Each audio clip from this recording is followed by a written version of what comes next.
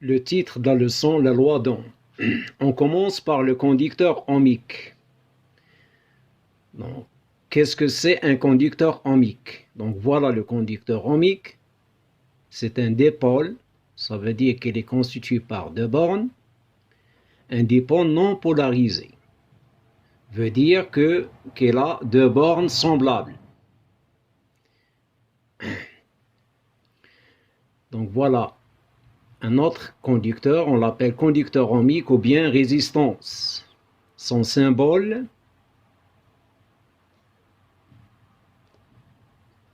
donc le symbole d'une résistance, un rectangle avec la lettre R.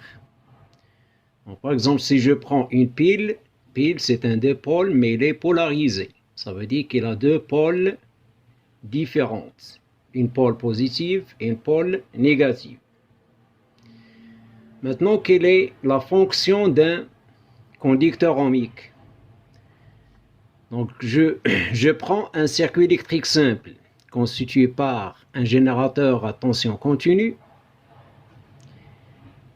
un ampèremètre qui indique par exemple 50 mA, une lampe qui éclaire normalement. J'introduis la résistance, ça veut dire le conducteur ohmique, dans ce circuit. Donc on va observer que l'éclairage de la lampe diminue, il s'affaiblit, et l'intensité du courant électrique diminue aussi. Il passe de 50 mA à 30 mA. Donc la fonction d'un conducteur ohmique, c'est de résister contre le courant électrique.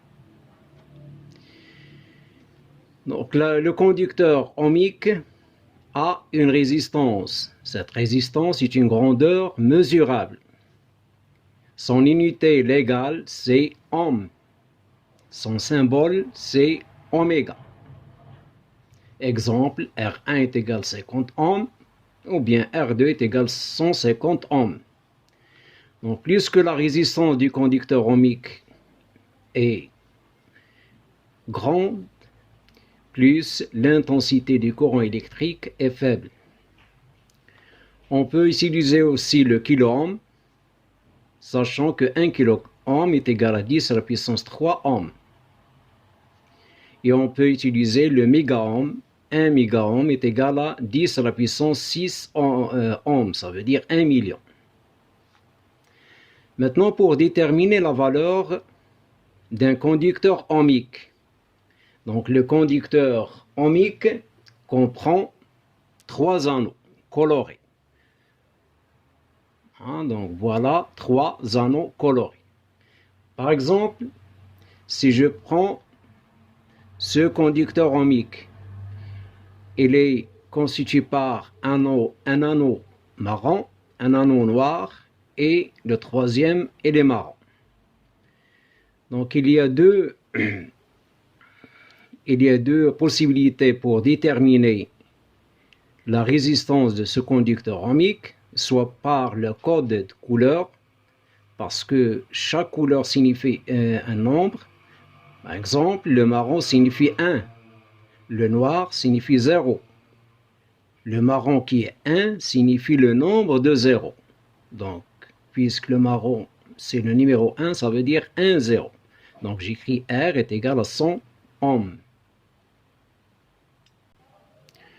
Ou bien, j'utilise un ohmmètre, un appareil qui donne la valeur directement. Ohmmètre ou bien un multimètre comme celui-ci, en utilisant les deux bornes comme et oméga. Puis, je relie la résistance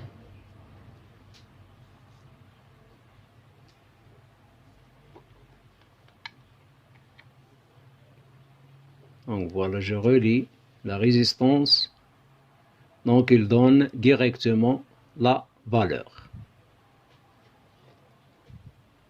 Maintenant, on passe à la loi d'Ohm.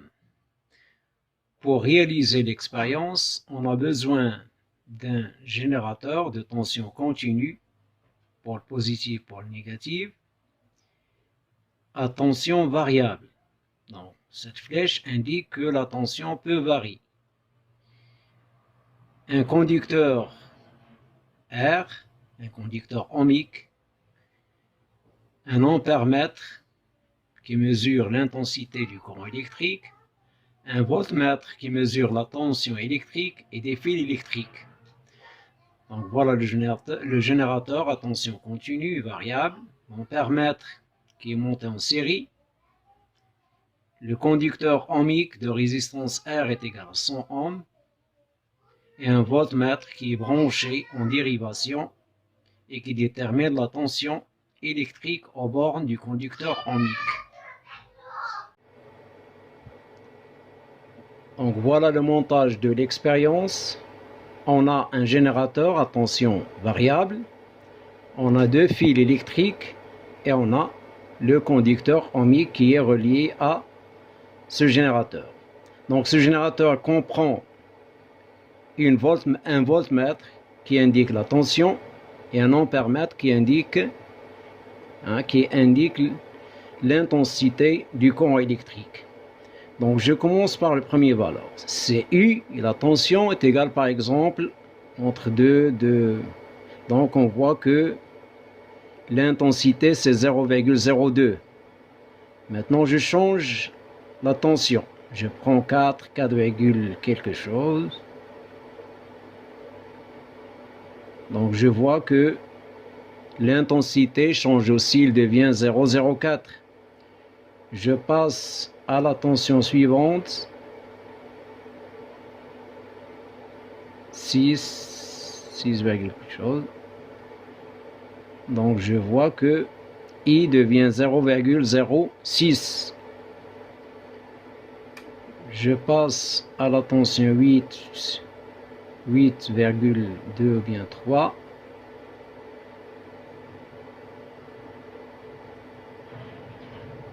Donc je vois que l'intensité change aussi, il devient 0,08.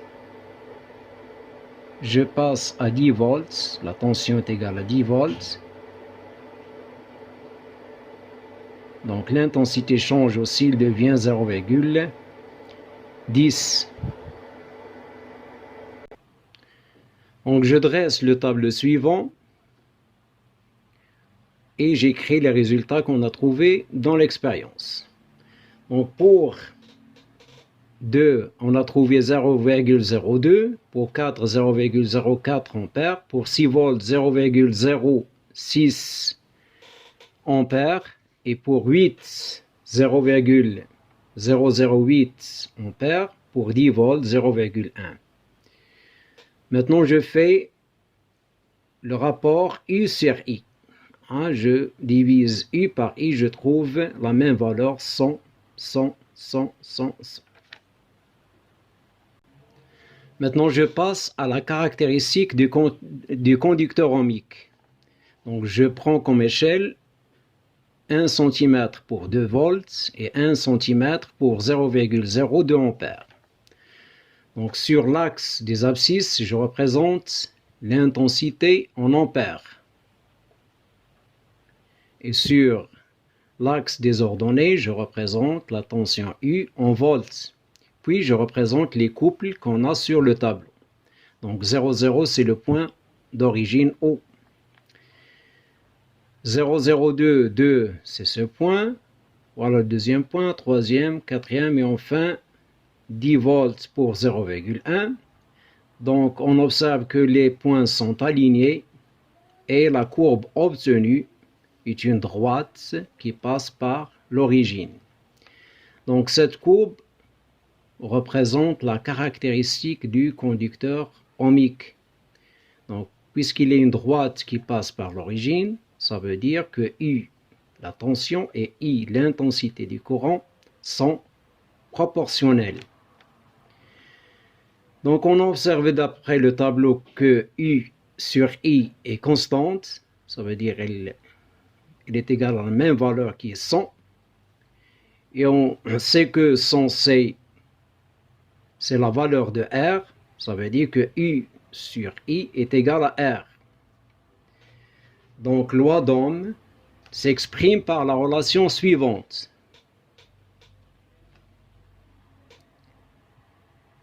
U est égal à R fois I. U en volts, R en ohms et I en ampères. Pour trouver facilement l'une de ces trois grandeurs, on peut tracer le triangle magique suivant. Donc on a U, R, I. Donc pour trouver U facilement, je la cache. Donc elle est égale à R fois I. Pour trouver R, la cache est égale à U sur I. Et I est égal à U sur R.